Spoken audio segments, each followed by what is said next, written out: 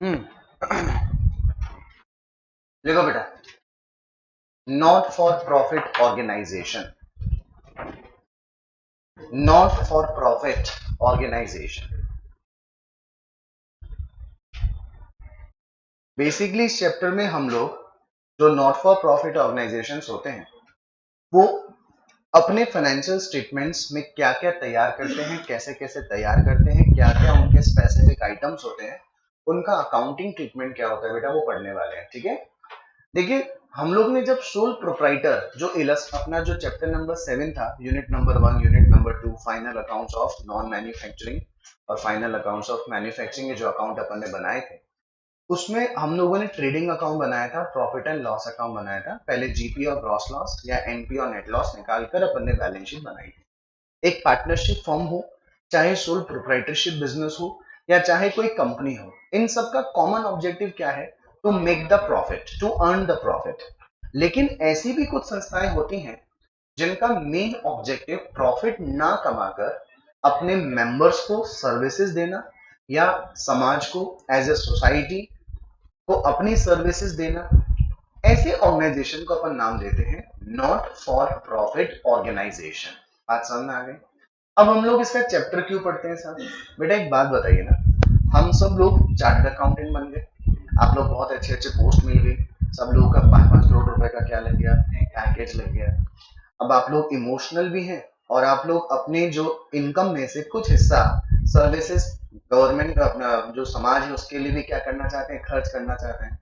आप अपनी कैपेसिटी में तो खुद नहीं कर सकते। तो एक दिन हम सब लोगों ने अपनी मीटिंग बुलाई, आपने मेरे को इस मीटिंग का क्या बनाया साहब, अध्यक्ष बनाया और बोले सर हम सब लोग क्या करते हैं, अपने अपनी इनकम का 10% निकालते हैं और ये पैसा हम आपको दे देते हैं। मैं बोला मेरे को क्यों दे देते हैं?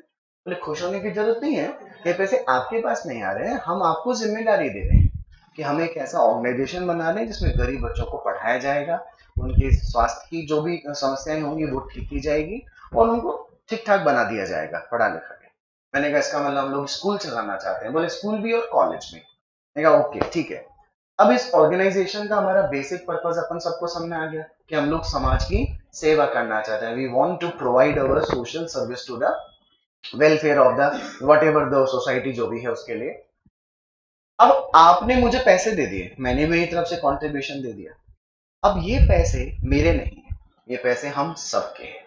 मैं ये पैसा सही काम में खर्च कर रहा हूँ कि नहीं कर रहा हूँ, ये पैसा जिस पर्पस के लिए मिला था उस पर्पस को मैंने फुलफिल किया है कि नहीं किया, इस पैसे से मैंने क्या एसेट खरीदी क्या नहीं खरीदी, कितना पैसा मेरे पास बचा कितना पैसा नहीं बचा। हमें गवर्नमेंट से जब डोनेशन लेना होगा तो गवर्नमेंट भी तो हमारे जो कामकाज हैं उन सभी के बारे में एक बार चेकिंग करेगी कि नहीं करेगी। तो हमें इन सभी ट्रांजेक्शन्स की बुक्स ऑफ अकाउंट्स में रिकॉर्डिंग करना जरूरी हो जाता है। कल को पैसे जो जनरेट किए गए हैं वो पर्पस तो क्या था कि अच्छा काम किया जाए, कल को वो गलत हाथों में गलत चीजों में चला गया तो वो सोसाइटी को बेनिफिट देने की बजाय उसका नुकसान करना शुरू कर देगा बेटे। इसीलिए एक नॉट फॉर प्रॉफिट ऑर्गेनाइजेशन को भी अपने बुक्स ऑफ अकाउंट्स को प्रॉपर मेंटेन करना जरूरी है। और क्योंकि ये पैसा किसी एक आदमी का नहीं, ग्रुप ऑफ पर्सन का लगा है, तो उनको ये राइट है कि साल भर में की गई एक्टिविटी में क्या रिजल्ट निकल कर आया। आपके पास इनकम ज्यादा आई कि आपके एक्सपेंसेस ज्यादा हुए? अगर एक्सपेंस ज्यादा हुए, इनकम कम, तो जनरली लॉस बोला जाता है, यहाँ पे हम बोलते हैं डेफिसिट। और अगर इनकम ज्यादा है एक्सपेंस कम, तो यूजुअली बोलते हैं नेट प्रॉफिट, यहाँ बोलेंगे बेटा सरप्लस। बात समझ में आ गई? लिखना शुरू करेंगे। एनपीयू मीनिंग, मीनिंग में लिखेंगे a not for profit organization, a not for profit organization is a not for profit organization is a legal, is a legal and accounting entity, is a legal and accounting entity that is operated, that is operated for the benefit of the society, that is operated for the benefit of the society rather than RATHER, rather than for the benefit of the sole proprietor,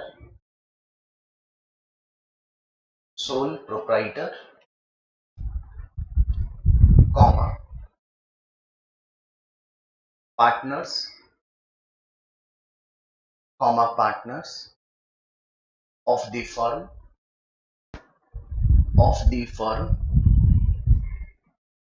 or shareholders of the company, or the shareholders of the company, full stop. These organizations take the form FORM, form बेटा form का मतलब होता है किस formation में काम कर रहे हैं। एक एनपीओ किस फॉर्मेशन में काम कर रहा है, कॉलेज है, स्कूल है, कोई ट्रस्ट है, कोई क्लब है, या कोई हॉस्पिटल के फॉर्म में काम कर रहा है। ऐसा these organizations take form of schools, comma, colleges,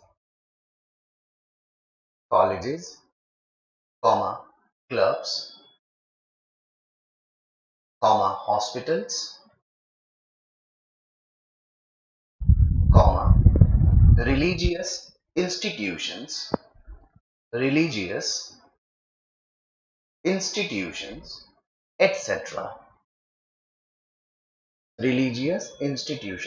etc. Full stop. Okay बेटा, इसमें लिखेंगे their main objective is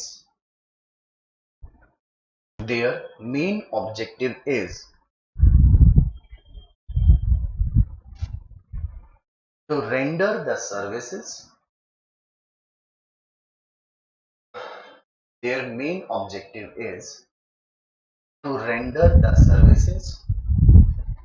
or provide the benefits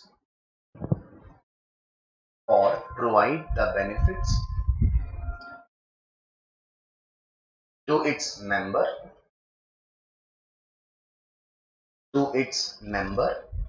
or the society full stop. यहां तक की बात समझ में आ गई बेटा? एक लाइन छोड़कर लिखेंगे financial statements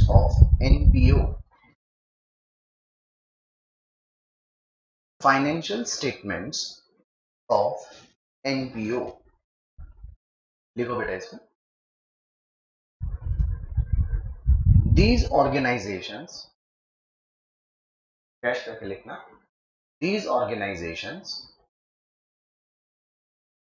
work on the funds provided by its members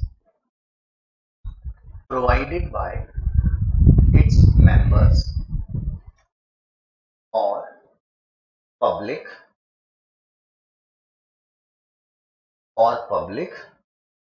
or government, etc. Full stop. So it becomes necessary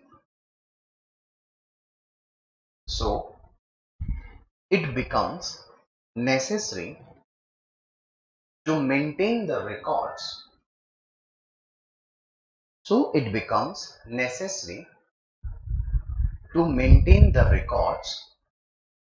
Of all the receipts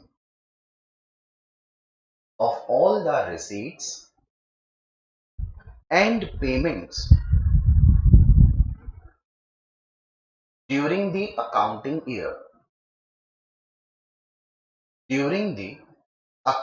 year, full stop. they also calculate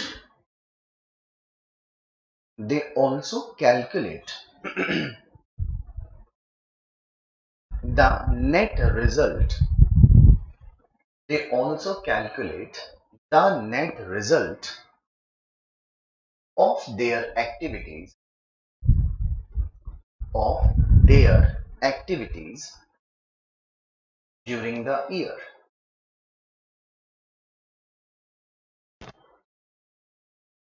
which is called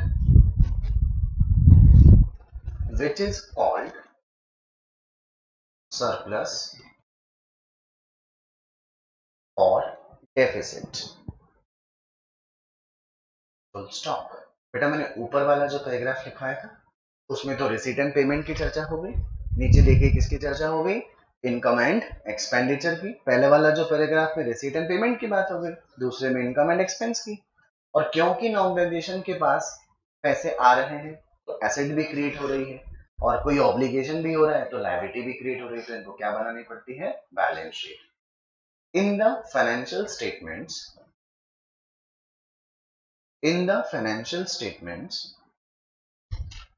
बेटा मैंने last line में क्या लिखवाया था, which is called, प्रतीक मैंने बोला था बेटा which is called surplus or deficit.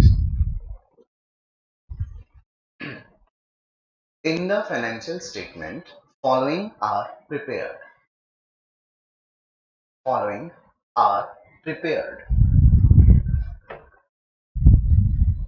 Number 1, receipt and payment account.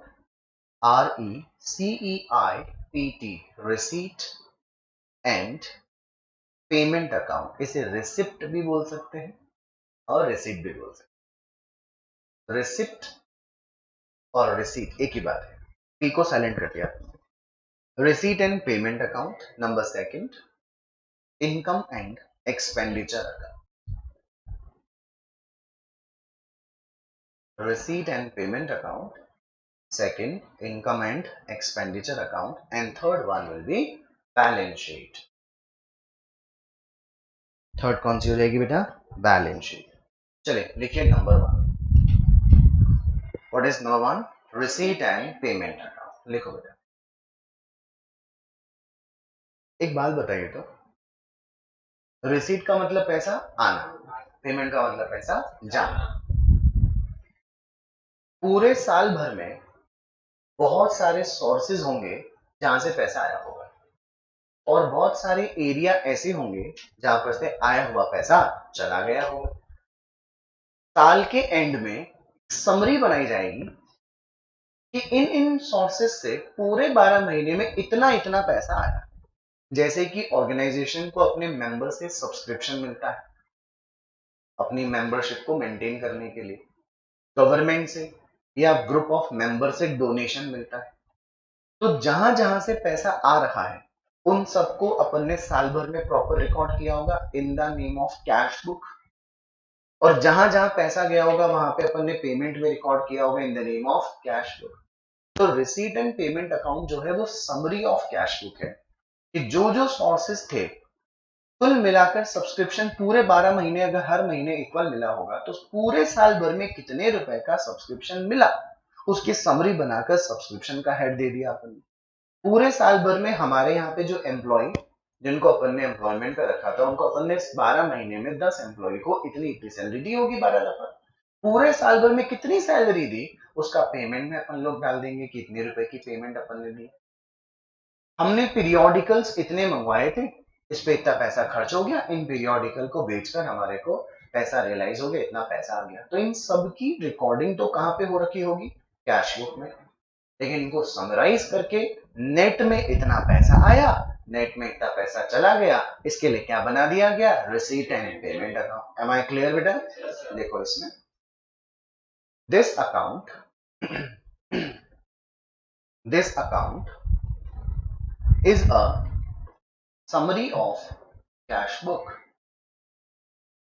This account is a summary of cash book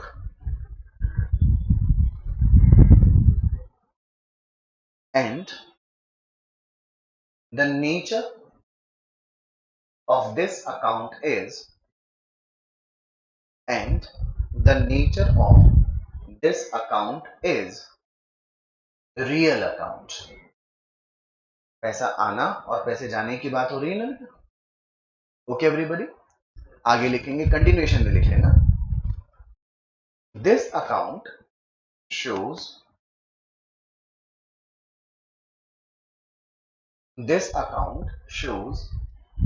all types of receipts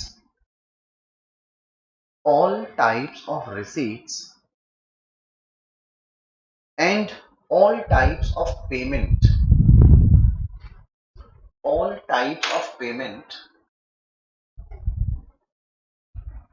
in the relevant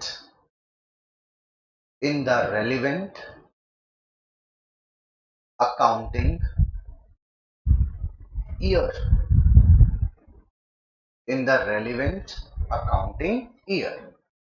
देखो मैंने क्या बोला बेटा, all type of cash receipts and all type of cash payment. Cash मतलब including bank also.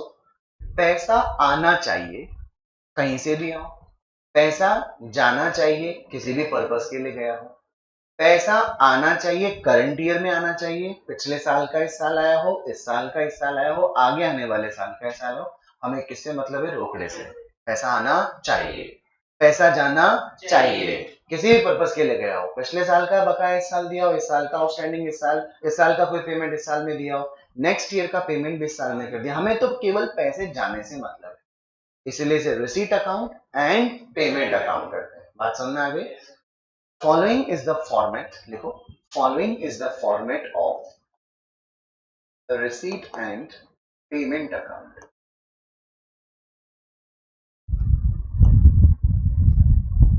Following is the format of receipt and payment account. बेटा जैसे cash book के debit में पैसे आने की और कैश बुक के क्रेडिट में पैसे जाने की बात होती है, वैसे ही रिसीट एंड पेमेंट अकाउंट के डेबिट में हम लोग पैसे आने की बात करेंगे. तो हेडिंग क्या देंगे बेटा? रिसीट. इधर हम लोग क्या लिख देंगे? इधर हम लोग अमाउंट. इधर आ जाएगा बेटे पेमेंट्स और इधर आ जाएगा अमाउंट. ऑल यू क्लियर बेटा?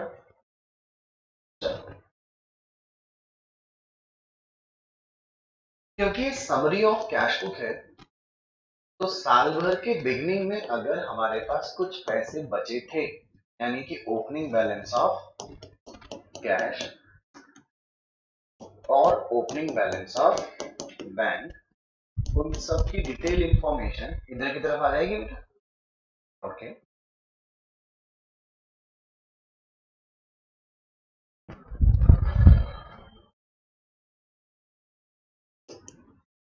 टू ऑल कैश और bank receipts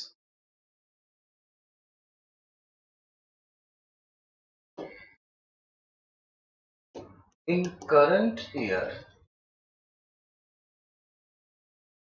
related to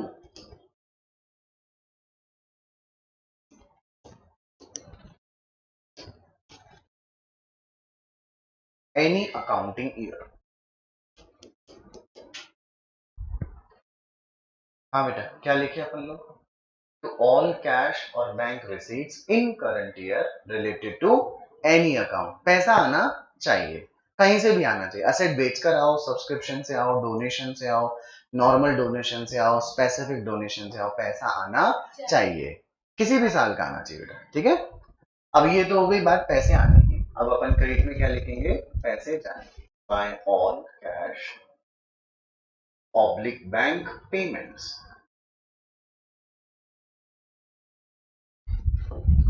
in current year related to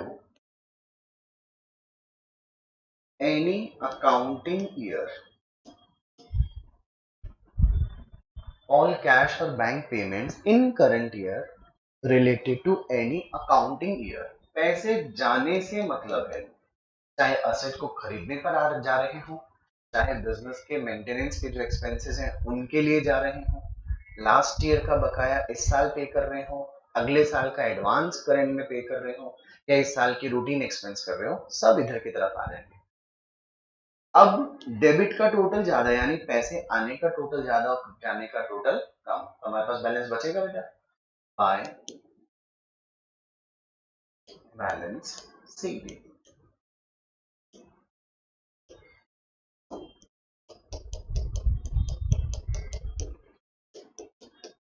okay बच्चा लोग, this is the format of receipt and payment account. ठीक है बेटा,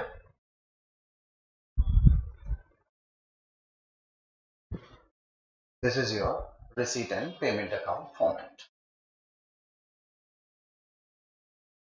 आपके 12th में receipt and payment account given होता था और उससे हम क्या बनाते थे, इनकम एंड एक्सपेंडिचर।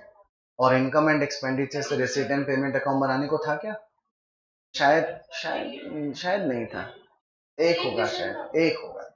यहाँ पर 3-4 इलस्ट्रेशन है जिसमें अपन लोग रिसीट एंड पेमेंट से क्या बनाएंगे, income and expenditure, income expense से भी क्या बनाएंगे, रिसीट एंड पेमेंट। बहुत इजी है, सबने लिख लिया ये, एक लाइन छोड़कर लिखेंगे income and expenditure account, income and expenditure account.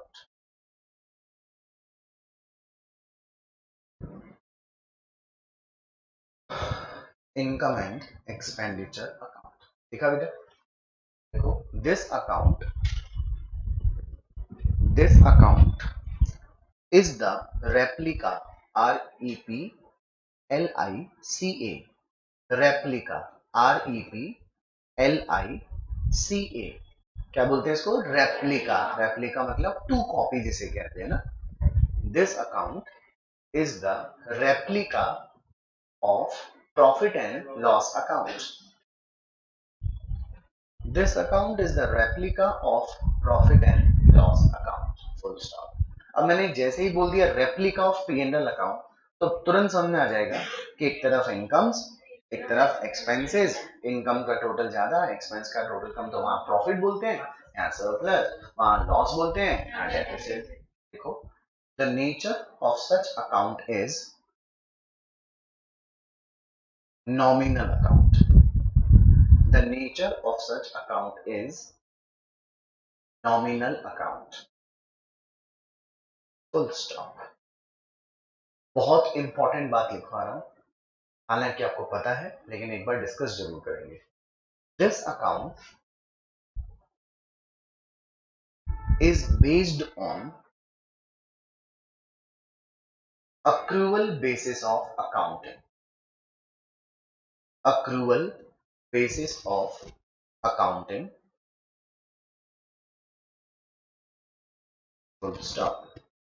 बेटा जब मैंने बोला अक्रूवल बेसिस ऑफ अकाउंटिंग तो रिसीट एंड पेमेंट में तो मैंने ऐसा अक्रूवल कुछ नहीं बोला था, वो तो सुनने में ही आ रहा था, कैश रिसीट्स और कैश पेमेंट मतलब वो कैश बेसिस था। ये अक्रूवल बेसिस क्यों, बेटा जब इनकम की बात होती है ना तो इनकम भले ही आपने रिसीव ना की हो, अगर वो इनकम आपने अर्न कर ली तो आपकी टोटल इनकम का पार्ट बनेगा कि नहीं बनेगा। अगर आपने कोई एक्सपेंस हो गया आपके ऊपर, आपने भले ही उसका 1 रुपए का भी पेमेंट ना दिया हो, लेकिन वो आपका एक्सपेंस आपके बिजनेस में प्रॉफिट लॉस कैलकुलेट करने में काम आएगा कि नहीं आएगा, लिखेंगे बेटे। In this account, in this account all expenses,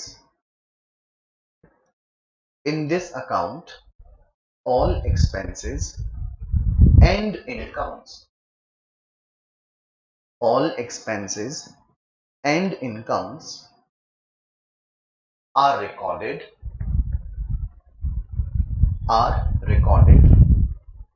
which are related to, which are related to relevant accounting year only, which are related to relevant accounting year only. When I speak about relevant accounting year, it means I am talking about current accounting year. अगर मैं 2020-21 की बात करूंगा तो expense और income भी 20-21 के आएंगे। अंडरस्टूड बेटा? The result of this account will be either, the result of this account will be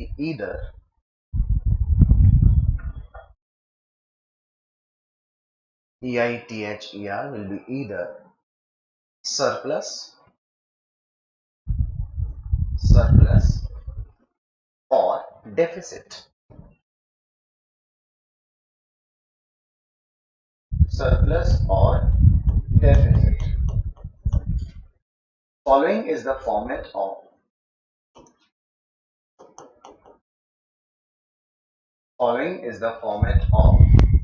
income and expenditure account. क्योंकि किसके बेसिस पे बनाया गया अकाउंट है बेटा? अप्रूवल बेसिस पे, तो केवल करंट अकाउंटिंग की बात होगी। क्योंकि इसका नेचर क्या है बेटा? नॉमिनल, तो इसमें इनकम और एक्सपेंस की बात होगी। क्योंकि इनकम्स का नेचर क्या होता है? क्रेडिट, इसलिए इनकम को हम इस अकाउंट के क्रेडिट में लिखेंगे। एक्सपेंसेस का नेचर क्या होता है? डेबिट, इसलिए हम उनको डेबिट में लिखेंगे।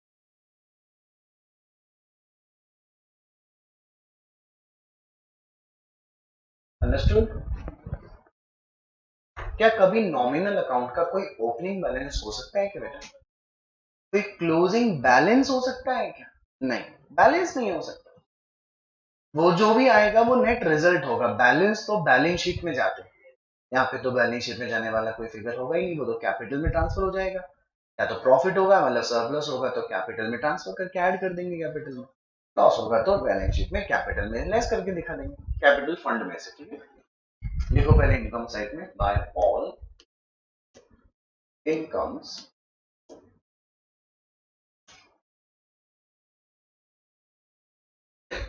of current year only, by all incomes of current year only, to all expenses of current year only। कुछ समझे बेटा? अब अगर क्रेडिट साइड का टोटल ज्यादा है और डेबिट साइड का टोटल कम, तो हम लोग लिखेंगे to excess of income over expenditure, that is surplus by excess of expenditure over income, that is deficit। Understood?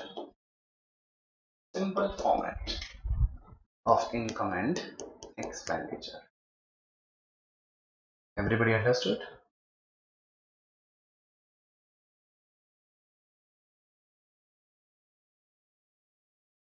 ठीक है,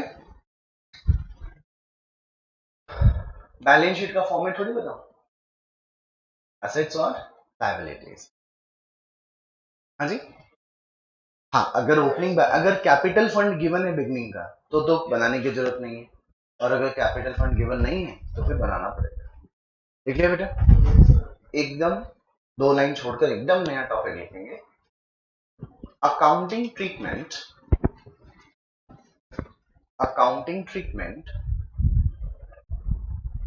of some specific items, accounting treatment of some specific items। when I say specific items, भाई एक NPO है, commission उसे ही मिल सकता है, commission वो पे भी कर सकती है, रेंट उसे मिल भी सकता है, वो रेंट पे भी कर सकती है, वो सैलरी पे कर सकती है, उसे डिस्काउंट रिसीव हो सकता है, वो डिस्काउंट अलाउ, मतलब 50 तरह के जो नॉर्मल बिजनेस के आइटम्स होते हैं वो सब कवर होंगे। लेकिन क्योंकि इस ऑर्गेनाइजेशन का बेस जो है, जो फाउंडेशन है, वो समाज की सेवा करना है, वो अपने ग्रुप ऑफ मेंबर्स को क्या करना है बेटा? सर्विसेज देना है, तो इनका पैसा आएगा कहाँ से? तो इन्हें अपने ग्रुप से, मेंबर से सालाना एक एनुअल अमाउंट मिलती है जिसे सब्सक्रिप्शन का नाम देते हैं। इन्हें अपने मेंबर से सालाना के तौर पे या फिर कभी कभी डोनेशन में मिल जाता है, गवर्नमेंट से डोनेशन मिल जाता है। इनके पास लिगेसी का पैसा आ जाता है। विल का नाम सुना होगा आपने लोगों ने। देखिए number one subscription, number one is subscription.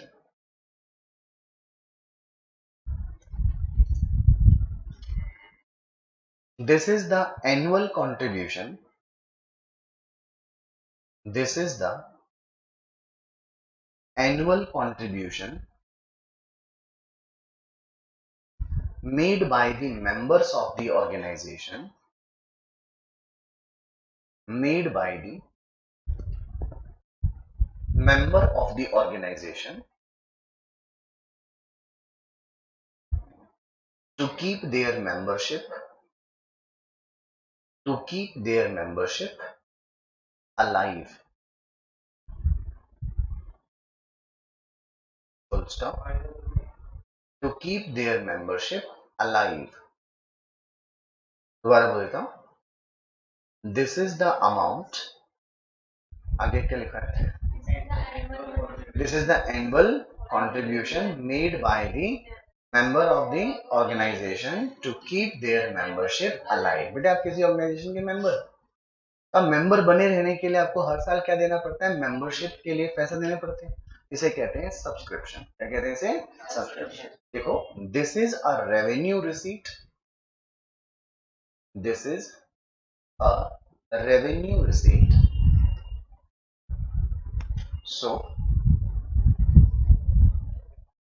so it is credited to,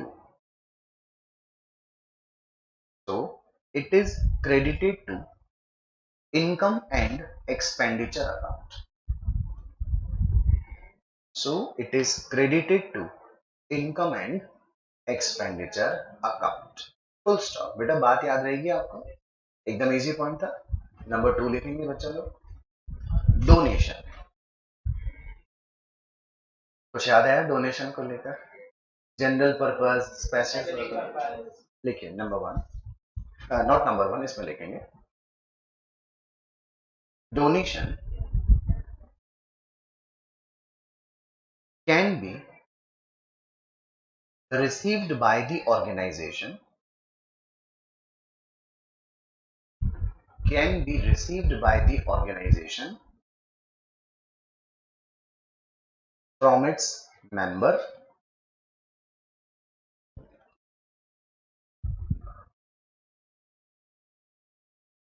from its member or from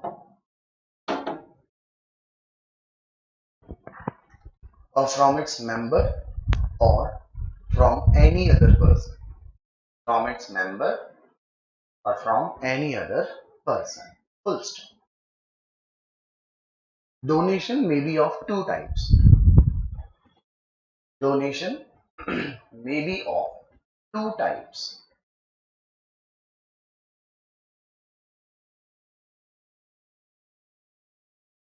Number one, general donation. General donation में डैश करके लिखें,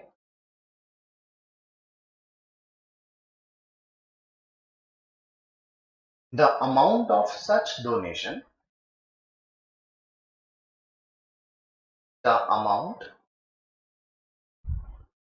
of such donation can be utilized by the organization, can be utilized by the organization for any purpose, for any purpose. So it is treated, so it is treated as a revenue receipt, it is treated as a revenue receipt and will be credited to, and will be credited to income and expenditure account.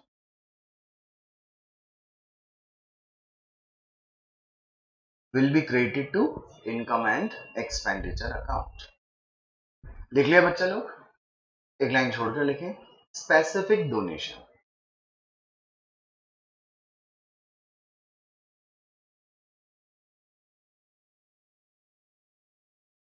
इसमें लिखेंगे बेटा this donation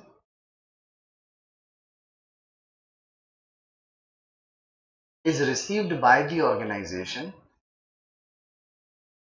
is received by the organization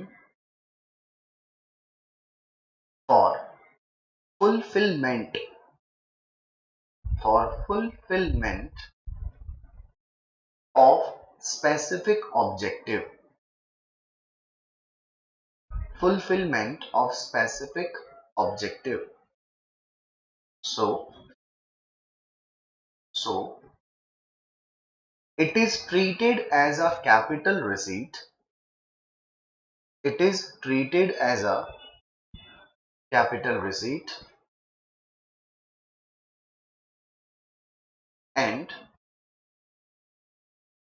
it is shown in the liability side and it is shown in the liability side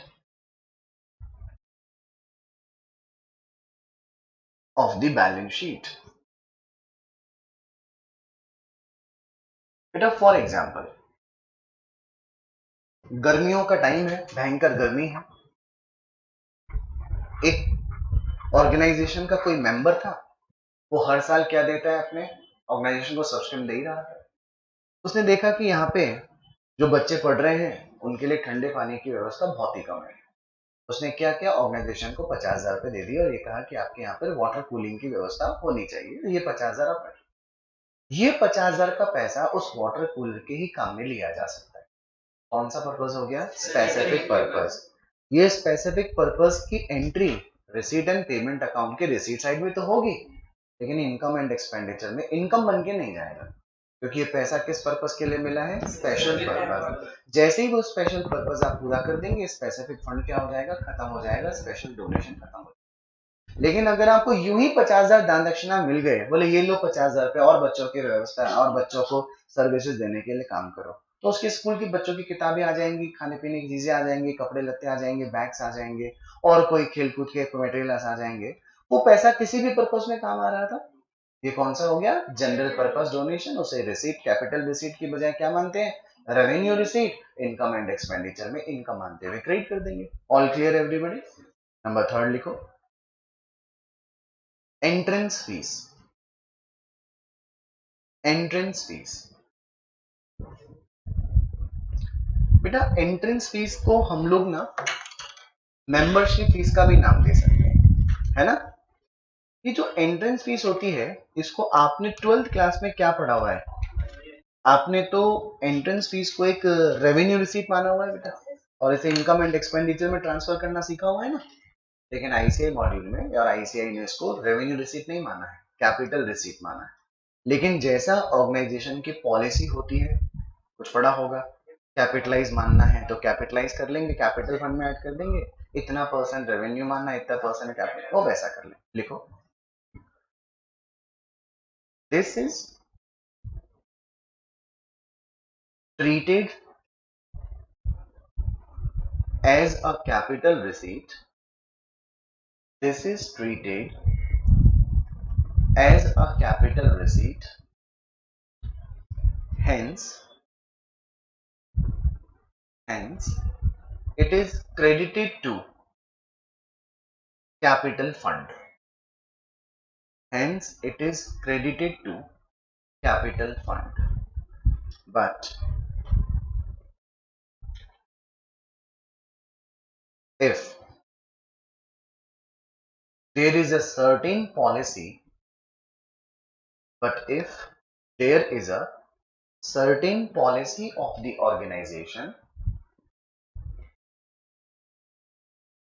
but if there is a certain policy of the organization, then it will be treated,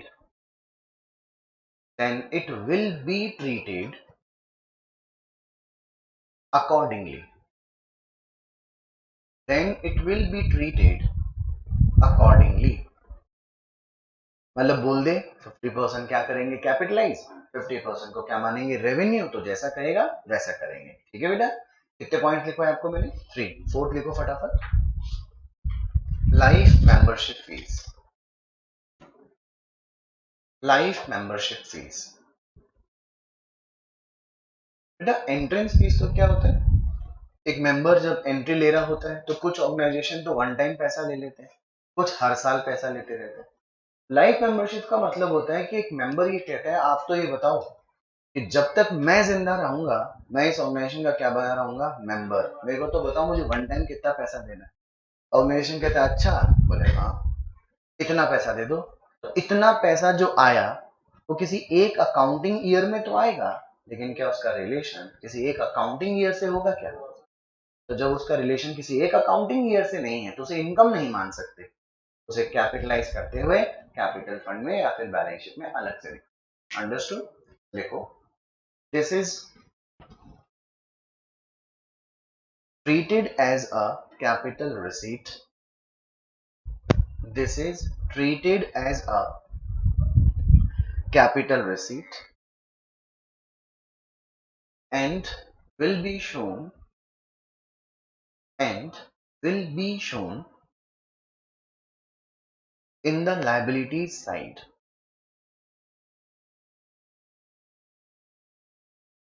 and will be shown in the liabilities side of the balance sheet।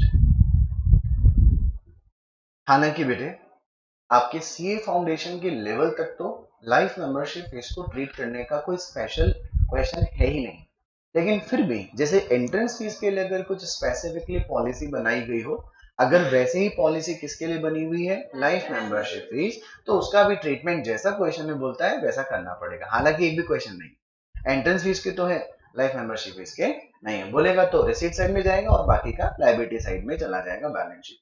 Understood, next point लिखो बेटा, legacy, LEGACY, legacy. अब देखिए आपने 12th में क्या पढ़ा, अगर normal purpose के लिए मिल रहा है तो रेवेन्यू, स्पेशल पर्पस के लिए मिल रहा है तो कैपिटल, है ना। यहाँ पर कोई नाटक नहीं है, मॉड्यूल में बोला है कि लेगेसी क्या है, कैपिटल है, उसे क्या मान लो, कैपिटल रिसीट लिखो। अच्छा लेगेसी होती क्या है,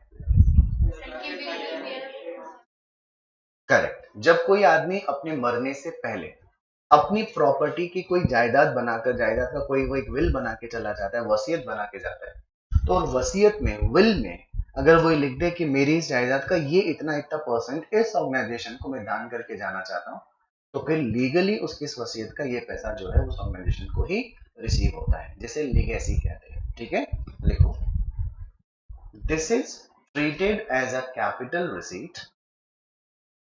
this is treated as a capital receipt and it is shown in the balance sheet liability side। Understood बेटा, ये कुछ छोटी मोटी बातें हैं। एक और लिख लो, कितने पॉइंट लिख लिए अपन ने, एक और लिख लो, ऑनरेरियम। ऑनरेरियम सुना होगा आपने,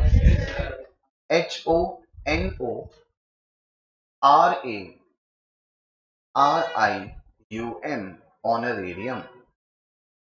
बेटा ऑनरेरियम का मतलब बेसिकली सम्मान देना, किसी को मान देना अपन, है ना। मान लीजिए जैसे मुझे अकाउंटेंसी पढ़ानी आती थी, तो मैं किसी स्कूल से जुड़ा, मैंने कहा कि ठीक है सैटरडे संडे को मैं 2 घंटे अकाउंटेंसी पढ़ा दूंगा। स्कूल ने बोला पैसे कितने लेंगे, मैंने कहा पैसे वैसे नहीं, मैं ऐसे पढ़ा दूंगा, मेरे को अच्छा लगेगा। मैंने ठीक है पढ़ा दो। साल के एंड में उनका एनुअल फंक्शन हुआ तो मेरे जैसे और भी टीचर्स होंगे जो पढ़ा रहे होंगे, उन्होंने हम लोगों को बुलाया और हमारे सम्मान में अगर 1 रुपए भी खर्च किया होगा ना, तो उसे अपन लोग क्या बोलते हैं, ऑनरेरियम। देखो, this is the amount, this is the amount paid by the organization, this is the amount paid by the organization to that person that person who provides its services voluntarily, who provides his services voluntarily, full stop। अपनी इच्छा से क्या करता है, अपनी services देता है। बेटा इसे हम लोग बिजनेस का नॉर्मल एक्सपेंस मानते हैं एंड इसे कहाँ चार्ज करते हैं, इनकम एंड एक्सपेंडिचर के डेबिट में। It is treated as a revenue expense, it is treated as a revenue expense and it is debited to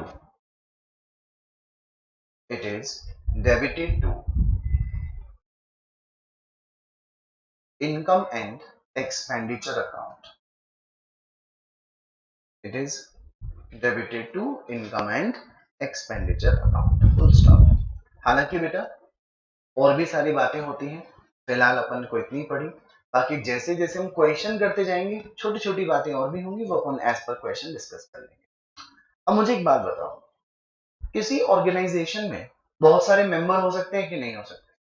जरूरी है हर मेंबर जितना पैसा जिस साल में देना चाहिए था उसी साल में पे कर दे? कुछ मेंबर्स पैसा नहीं भी देंगे, बोलेंगे आगे दे देंगे अभी नहीं। कुछ मेंबर्स बोलते हैं कि हमारे पास बहुत सारा पैसा है, जितना पैसा लेना है आज ही ले लो। कुछ एडवांस भी मिल जाता है, कुछ आउटस्टैंडिंग भी रहता है।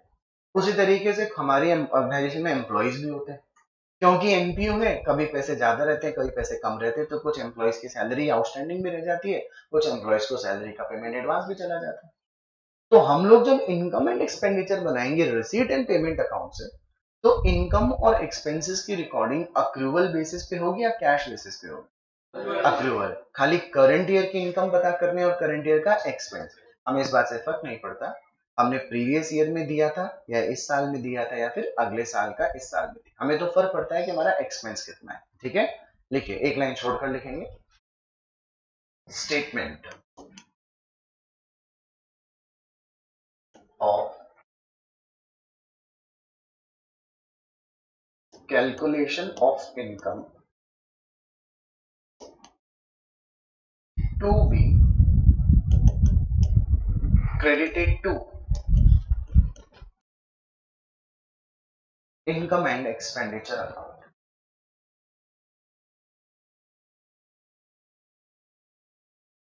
Calculation of income to be credited to income and expenditure account। लिखो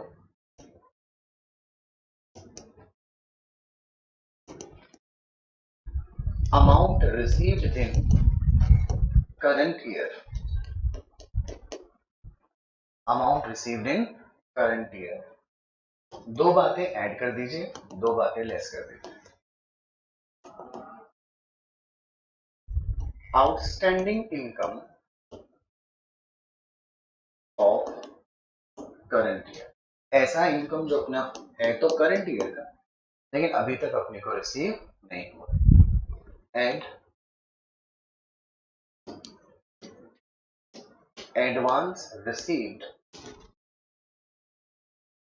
in previous year related to current year। Okay बेटा, इनको तो अपन क्या कर देंगे जी, ऐड कर देंगे, और इसमें से क्या कर देंगे, दो चीजें लेस कर देंगे। Outstanding income of previous year received in current year. भले ही पैसा इस साल मिला हो, लेकिन ये है किस साल का, प्रीवियस ईयर, वो इनकम इस साल की नहीं है।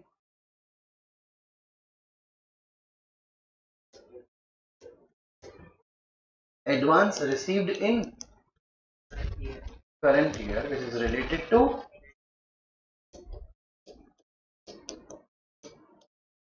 next। ओके, ये हो गया।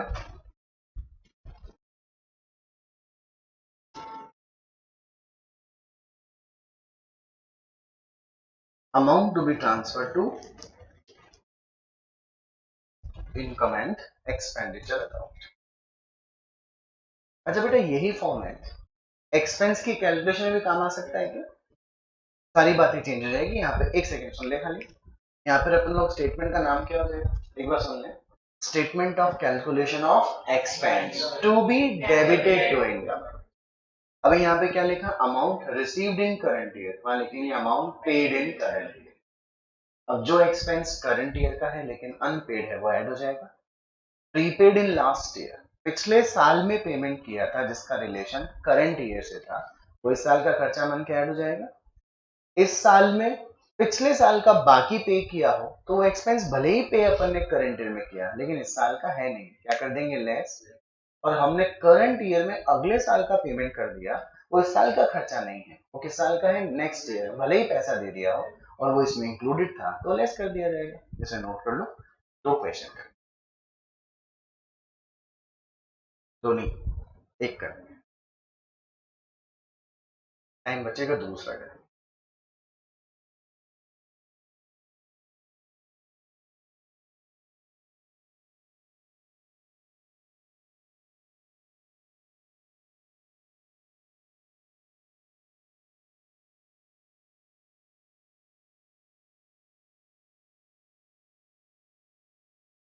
हाँ बेटा कर लिया आप सबने note.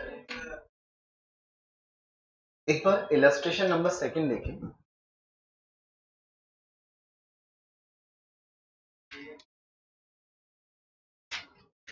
During 2020 subscription received in cash is rupees 42,000. Page number 9.6. 9.6 illustration number 2. During 2020 दिख गया बेटा, सब्सक्रिप्शन रिसीव हुआ है कैश में 42,000। बेटा जब 2020 की बात है तो समझ जाने का कि 2020 हमारा करंट ईयर है। सब्सक्रिप्शन रिसीव्ड इन कैश हुआ 42,000 का, इट इंक्लूड 1600 फॉर 2019, तो 2019 हो गया प्रीवियस ईयर, ये तो क्या होगा बेटे लेस। 600 फॉर 2021 ये हो गया नेक्स्ट ईयर, ये भी होगा less. Also 3000 has to be receive for 20, ये करंट ईयर का आउटस्टैंडिंग, ये ऐड हो जाएगा बेटा। रिक्वायरमेंट है calculate the amount to be credited to income and expenditure account in respect of subscription. अब अपन लोग एक बार इसका अगर मैथमेटिकल कैलकुलेशन देखें तो अपने को रिसीव कितना हुआ, इसमें से 2019 प्रीवियस ईयर का कितना रुपए लेस कर देना चाहिए 1600, नेक्स्ट ईयर 2021 के 600 रुपए क्या कर देने चाहिए लेस, और 2020 का जो करंट ईयर का है वो क्या कर देना चाहिए add. What is your answer, फिर से बोलना, 10,800, 42,800 जो है वो कहाँ चले जाना चाहिए था इनकम एंड एक्सपेंडिचर में। सोल्यूशन तो आ गया। अब अगर अपने को कौन सा अकाउंट बनाना हो, सब्सक्रिप्शन अकाउंट। बेटा सब्सक्रिप्शन अकाउंट बनाना बहुत बहुत ज्यादा आसान है, मेरे क्वेश्चंस का आंसर देते रहो। सब्सक्रिप्शन अकाउंट हमें मिल रहा है, हम ऑर्गेनाइजेशन है, हमारे लिए इनकम हुआ कि एक्सपेंस। इनकम एक नॉमिनल अकाउंट होती है, इनकम का नेचर क्या होता है क्रेडिट, है ना। सब्सक्रिप्शन मिला होगा, एंट्री बोलेंगे bank account debit to subscription. एक बार और, आप सब्सक्रिप्शन को क्रेडिट किए ना बेटा, क्या लिख दें बाय बैंक, कितना मिल गया 42। अकाउंटेंसी प्लस माइनस पर बेस नहीं है, it is on debiting and crediting year. आपने दो आइटम माइनस किए हैं, एक आइटम प्लस किया है। इनकम का नेचर क्या होता है क्रेडिट, अगर उसे बढ़ाना है तो उसे क्रेडिट कर दें और उसे रिड्यूस करना है तो उसे डेबिट। बताइए मैं बढ़ा कौन सी वैल्यू लाऊं, 3000, एक बार 3000 लिख दो इधर, ओके। डिक्रीज कौन से कर रहा हूँ 1600 और 600, तो 1600 को डिक्रीज कर दिया मतलब डेबिट कर दिया, 600 को भी डेबिट कर दिया यानी डिक्रीज कर दिया। अब इसका रेफरेंस देना पड़ेगा, ये 3000 जो है क्या वो आउटस्टैंडिंग सब्सक्रिप्शन है, outstanding subscription of 2020। Tell me yes or no, क्या ये 1600 रुपए आउटस्टैंडिंग सब्सक्रिप्शन था, of 2019? Tell me yes or no. और क्या ये 600 रुपए एडवांस सब्सक्रिप्शन है क्या? Of which year? बात समझ में आ गई? If you calculate the balancing figure, तो बैलेंस नहीं मिला, इसे सब्सक्रिप्शन अकाउंट से निकालकर इनकम एंड एक्सपेंस के क्रेडिट में डाल देंगे। कितना रुपये हो जाएगा? 42,000। इजी है subscription account banana. Okay, this is your subscription account, ₹45,000। बना लो या बना लोगे? कर लोगे ना? इलस्ट्रेशन नंबर 3 देखिए। Salaries, suppose salary paid during 2020, तो ड्यूरिंग 2020 बोला तो करंट ईयर हो गया 2020। हमने सैलरी का पेमेंट कितना किया था? 23,000। करंट ईयर है 2020, 2020। Salary unpaid on 31 March 2019, previous year का आउटस्टैंडिंग भले ही करंट ईयर में पे किया हो, लेकिन एक्सपेंस करंट ईयर का नहीं है। किस साल का था? प्रीवियस ईयर का। क्या अपने को लेस कर देना चाहिए? प्रीवियस ईयर कौन सा? 2019। कितना लेस करो? 1400। प्रीपेड ऑन, बेटा प्रीपेड था प्रीवियस ईयर में, पिछले साल एडवांस दिया था, तो उसका रिलेशन करंट ईयर से था। क्या कर दूं? ऐड कर दूं? एडवांस हम लोग कितने रुपए प्लस कर दूं ना? आगे अनपेड है करंट ईयर का आउटस्टैंडिंग, ये भी ऐड हो जाएगा। और अनप्रीपेड है करंट ईयर में नेक्स्ट ईयर का, कितना रुपए लेस हो जाएगा? बताइए। 23,000। अब ये बताओ हमें कौन सा अकाउंट बनाना है? सैलरीज अकाउंट बनाए। सैलरी अकाउंट एक कौन सा अकाउंट है? Expense account. एक्सपेंस का नेचर क्या होता है? डेबिट। चलिए जब सैलरी का पेमेंट हुआ होगा, अच्छे से एंट्री बोले क्या होगी? Salaries account, salaries account debit to bank, to bank. कितना हो गया? नहीं, अच्छा 23,200 तो अपने को एक्सपेंस में डालना। अब जो आइटम अपन ने माइनस किए, क्योंकि एक्सपेंस का नेचर डेबिट होता है, उसे डिक्रीज करना है तो क्रेडिट कर दो। तो अपन 1,400 रुपए कहाँ लिख दे बेटा? क्रेडिट में। और 600 रुपए भी लिख दे क्रेडिट में। और जो आइटम प्लस कर रहे हैं यानी एक्सपेंस को इंक्रीज कर रहे हैं, तो 400 को डेबिट और 1800 को डेबिट। सही बोला क्या मैंने? अब अपने को क्या करना है? रेफरेंस देना पड़ेगा। ये 1400 रुपीज क्या हमारा प्रीवियस ईयर का आउटस्टैंडिंग था? आउटस्टैंडिंग सैलरी थी बेटा, बाय आउटस्टैंडिंग सैलरी। कौन से साल की थी? Previous year. ऑल क्लियर बेटा? 600 रुपए जो अपन ने लेस किए हैं, क्या ये प्रीपेमेंट है? Prepaid, prepaid, prepaid salary. इसका रिलेशन कौन से साल से था? 2021 के साल से था। Tell me yes or no. ये जो 400 रुपए है, क्या ये हमारा प्री पेमेंट प्रीवियस ईयर का था क्या? तो salary account debit to prepaid. कौन से साल की प्री पेमेंट थी? 2020 की, जो अपने को कम मिल गई थी 2019 में। यार अब तो मैं ना क्लास में आऊंगा, ऊपर ही आ रहा हूँ, अभी तो ले जा। हाँ जी, 1,800 रुपए जो है बेटा वो किस साल का आउटस्टैंडिंग है? करंट ईयर का, टू आउटस्टैंडिंग सैलरी। ये कौन से ईयर का है? 2020। अब आप देखो डेबिट का टोटल कम, क्रेडिट का टोटल ज्यादा, तो अपन लोग क्या कर देंगे? इनकम एंड एक्सपेंस, बोल रहा हूँ डेबिट का टोटल कम, उल्टा बोल दिया था क्या? सॉरी।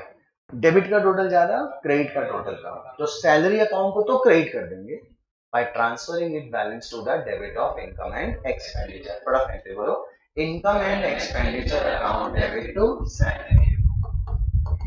बैलेंसिंग फिगर, क्या यही फिगर आएगा बेटा? 3,200 आएगा क्या? अंडरस्टूड? बीच में डाल दे, जगह नहीं दे रहे, इसके मार्क्स नहीं कटेंगे तुम्हारे। एक मार्क्स कट कर दिया, ऊपर क्यों डाला नीचे? ऐसा समझ में आ गया? इलस्ट्रेशन नंबर सेकेंड और थर्ड अपन ने कर लिए बेटा। इलस्ट्रेशन नंबर 4 छोटा सा क्वेश्चन है, आपकी इच्छा हो तो कॉपी में कर लेना देख के, नहीं हो तो बुक में पढ़ के देख लेना, बहुत बेसिक। बट बनाने को क्या है इसके अंदर? Income and expenditure. एक बार पेज नंबर 9.12 पे आ जाइए फटाफट। इसी इलस्ट्रेशन के आखिरी में। पॉइंट नंबर डी दिख रहा है बेटा आपको, क्या बोल रहा है? Capitalise 50% of entrance fee. बेटा इसमें इलस्ट्रेशन नंबर 5 मैं कराऊंगा, 6 मैं करवाऊंगा, 7 मैं करवाऊंगा, 8 मैं करवाऊंगा,